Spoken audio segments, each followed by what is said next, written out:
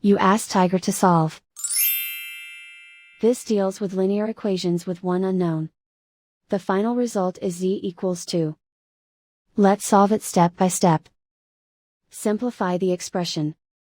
Multiply the coefficients. Swap sides.